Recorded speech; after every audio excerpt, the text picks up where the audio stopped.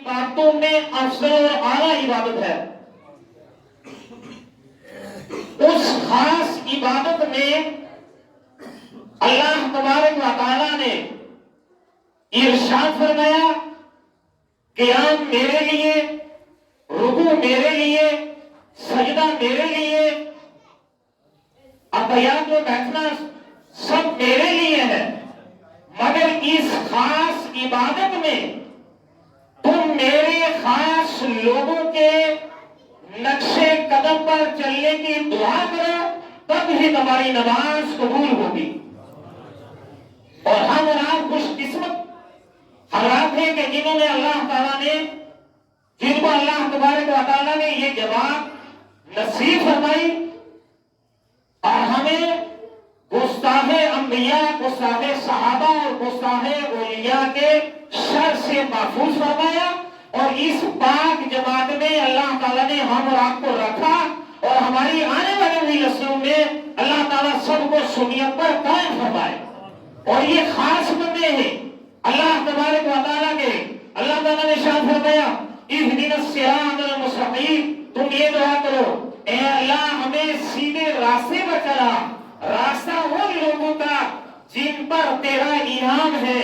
اور علماء کرام سے آپ نے سنا اور اللہ کے خاص بندے ہیں جن پر اللہ کا انعام ہے، وہ سب سے پہلے انبیاء اکرام علیہ السلام کی مقدس جماعت ہے، صحابہ کرام ہیں اور شہداء اعظام ہیں اور اولیاء کاملین ہیں.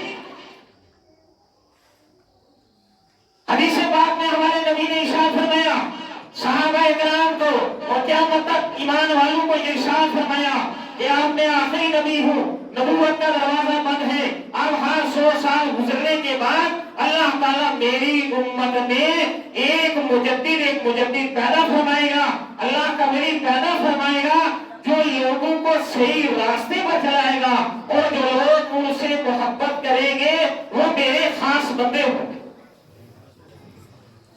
اور ملک شام کے لیے جو سرکار علیہ السلام نے دعا فرمائی ہے اللہم بارک لنا فی شامنا، اللہم بارک لنا فی یمننا. اور صحیح بخاری شریف کی حدیث پاک ہے سرکار نے دعا فرمائی اے اللہ ملک شام میں برکت نازل فرما، ملک یمن میں برکت نازل فرما. صحابہ نے عرض کیا یا رسول اللہ صلی اللہ تعالی علیہ وسلم، یا رسول اللہ وفی نجد نے، یا رسول اللہ نجد کے لیے. سرکار نے دوسری مرتبہ بھی یہی دعا فرمائی کہ اللہ ملک شام میں برکت نازل فرما. مختصر یہ اے اللہ شام میں برکت نازل فرما، یمن میں برکت نازل فرما. نجد کو پھر چھوڑ دیا.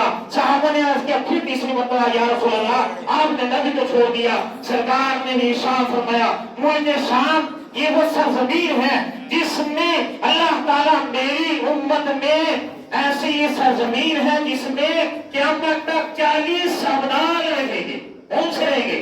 40 میرے اللہ کے خاص بندے رہیں گے جو مجھ سے محبت کرنے والے ہیں، جو اللہ کے ولی، جو اللہ سے محبت کرنے والے ہیں اور وہ اللہ کے خاص بندے ہیں. یہ سرکار نے ارشاد فرمایا. اور آگے ارشاد فرمایا اگر ان خاص بندوں میں 40 ابدال میں سے کسی ایک کی جب موت واقع ہوگی اللہ تعالیٰ اس کی جو ہے دوسرا پیدا فرما دے گا. کہاں تک؟ فرمایا یوم القیامت، قیامت تک یہ ملک شام میں اللہ کے ولی ہوں گے، ابدال ہوں گے. سرکار ارشاد فرماتے ہیں کہ قیامت تک اللہ تبارک و تعالیٰ میرا یعنی جو بارش برسائے گا ان ابدال کی وجہ سے، اللہ کے ولیوں کی وجہ سے بارش زمین والوں کو دے گا. اور آگے ارشاد فرمایا کہ تمہیں ظالم سے نجات اللہ تعالیٰ دلائے گا اور جو تمہیں ظالم بادشاہ سے نجات اللہ دے گا ان اللہ کے ولیوں سے. کہیے سبحان اللہ. یہ ملک شام میں جو ابدال ہے اور میری امت میں ہوں گے، اسی وجہ سے اللہ نے ارشاد فرمایا یہ خاص بندے ہیں اور تم خاص عبادت میں کیا ضرورت ہے ان بندوں کے نقشے قدم پر چلنے کی دعا.